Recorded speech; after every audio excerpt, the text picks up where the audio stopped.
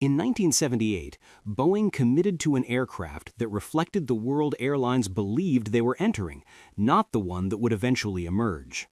Deregulation was imminent. Fuel prices had surged after the 1973 oil crisis. Airports were congested. Noise limits were tightening. Airlines needed power, range, and flexibility, all at once. Out of that environment came the Boeing 757, formally launched in August 1978 and first flown in February 1982. It was not conceived as an incremental narrowbody. It was designed as a decisive replacement for aircraft that defined the previous generation of jet travel.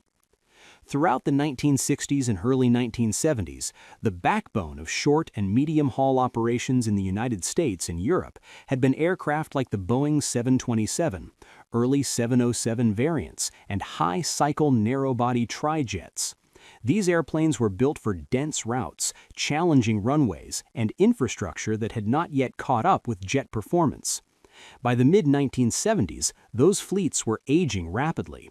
The 727 in particular dominated domestic networks, but it was noisy, fuel-hungry, and increasingly expensive to operate under new regulatory constraints.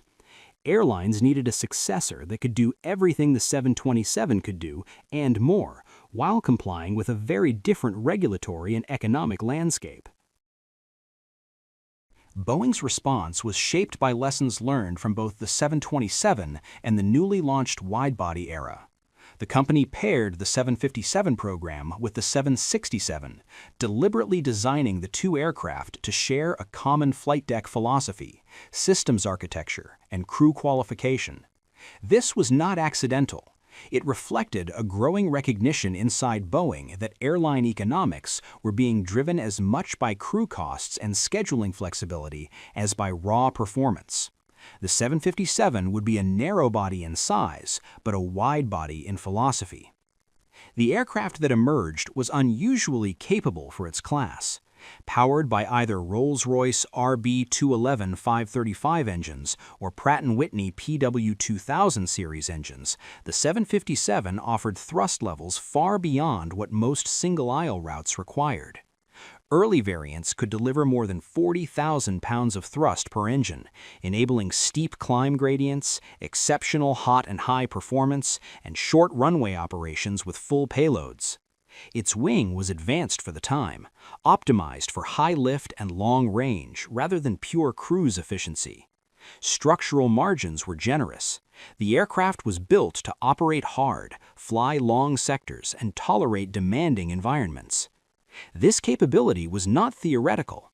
The 757 was designed with specific missions in mind: high-density transcontinental routes, short runways surrounded by terrain, airports at elevation in hot climates where performance margins disappeared quickly. Airlines operating from places like Denver, Mexico City, and Caribbean destinations saw immediate value. So did carriers planning long overwater narrow-body operations, something that had previously been limited by both range and regulatory constraints.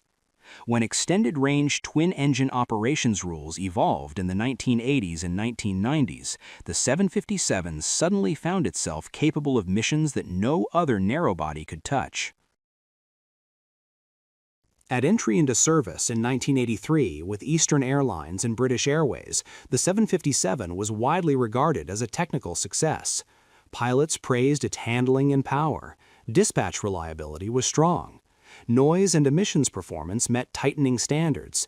In many ways, it represented the peak of Boeing's traditional design philosophy applied to a narrow-body airframe. It was built with margin, flexibility, and future growth in mind, assuming airlines would continue to value performance headroom as networks evolved. But the world that justified those design choices was already beginning to change.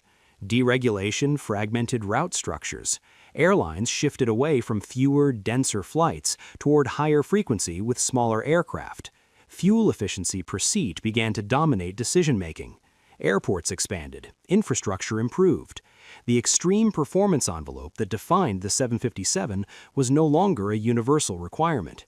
What had once been that carefully calculated response to late 1970s constraints would slowly become a mismatch with 1990s airline economics. The 757 was not over-designed by accident, it was over-qualified by circumstance. It was built for airports, routes, and operating assumptions that airlines steadily abandoned. And that reality would define its trajectory far more than any technical limitation ever could.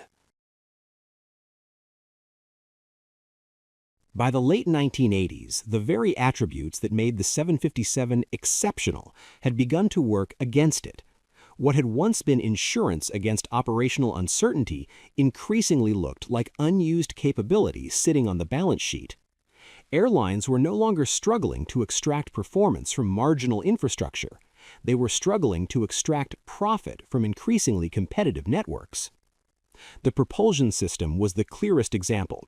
The RB211-535E4 and PW2037 engines gave the aircraft acceleration and climb performance unmatched by any other single-aisle jet of its era.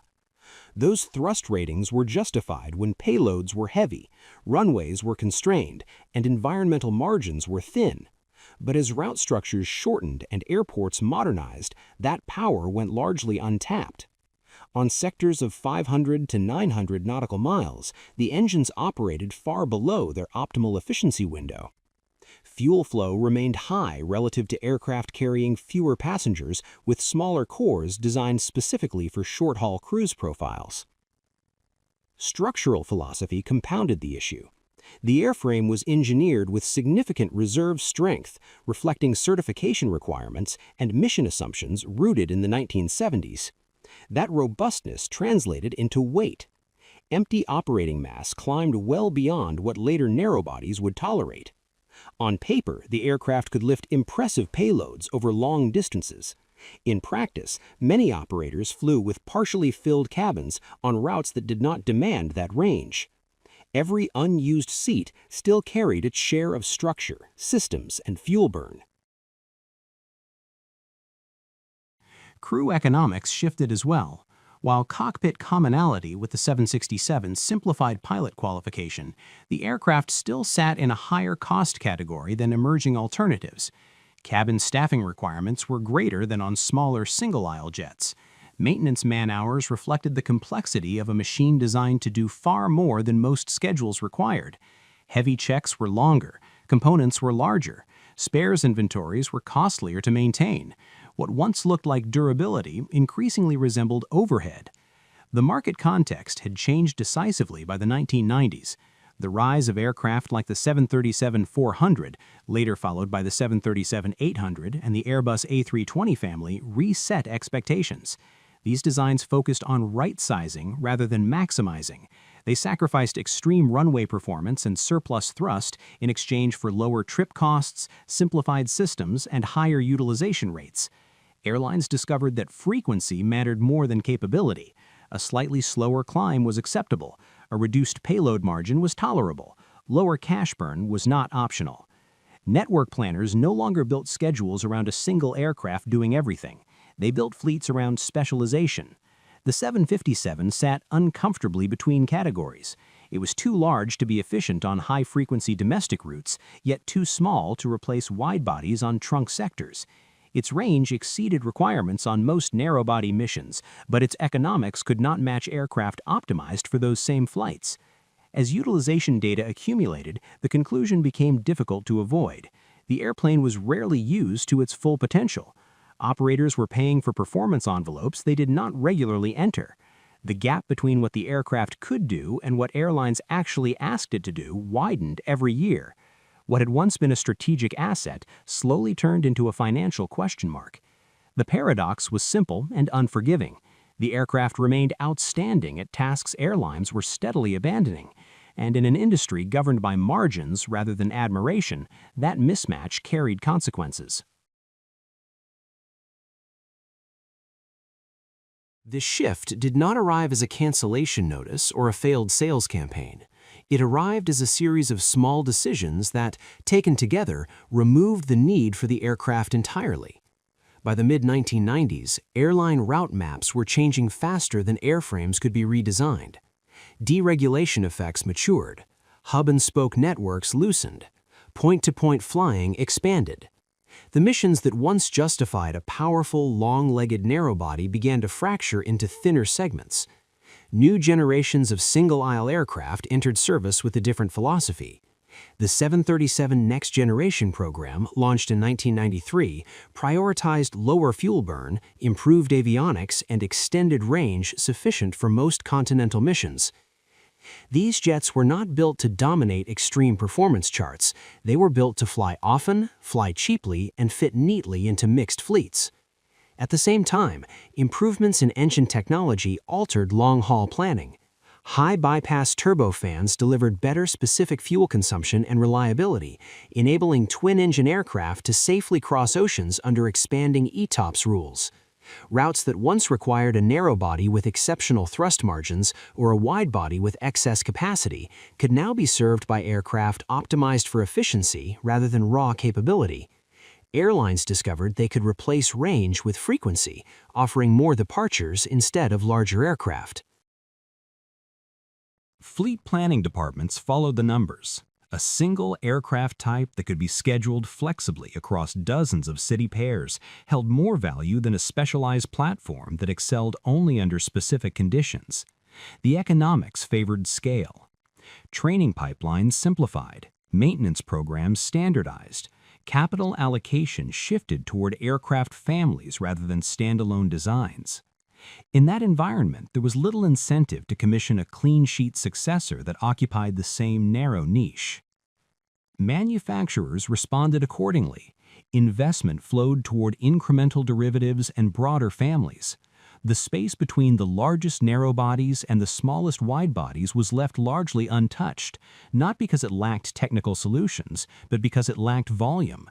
Airlines were not asking for a direct successor.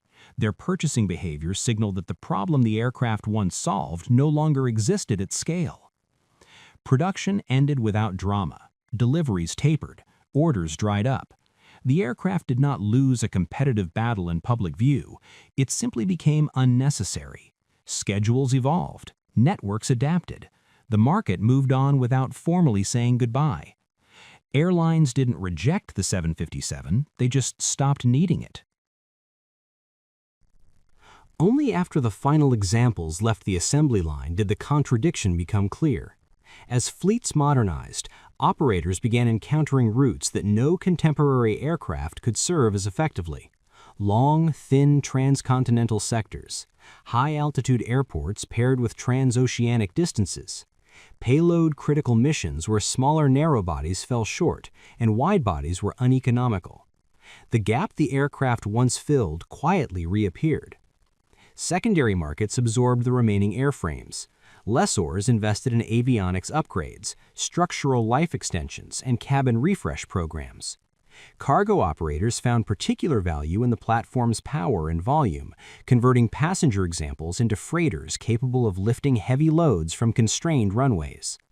The combination of thrust, wing design, and landing performance proved ideal for express networks and niche logistics roles. Passenger airlines, especially those operating from challenging airports or serving long, low-density routes, held onto their fleets longer than planned.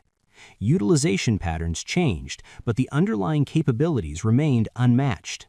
No modern narrowbody offered the same blend of takeoff performance, range, and payload without stepping into a different cost category. Attempts to replicate the envelope through stretched variants or uprated engines elsewhere never fully closed the gap. The irony was unavoidable. An aircraft deemed too specialized for a broad market turned out to be uniquely suited for missions that re-emerged later. The industry had optimized itself away from a capability it eventually missed. Replacing it would require either accepting higher costs or designing a new aircraft for a market segment that still lacked sufficient scale. As years passed, the aircraft's reputation shifted. Not as an overbuilt relic, but as a benchmark for what had been lost in the pursuit of efficiency. It became a reference point in planning discussions, a reminder that optimization carries trade-offs that are not always visible in quarterly results. It was abandoned because the industry evolved past its purpose, then realized what it lost.